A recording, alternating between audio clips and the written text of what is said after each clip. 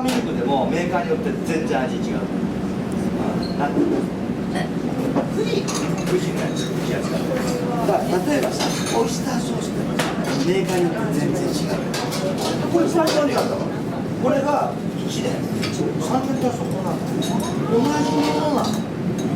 四川省の唐辛子だから日本の唐辛子じゃないよ。日本の唐辛子とじゃあ四川省の唐辛子、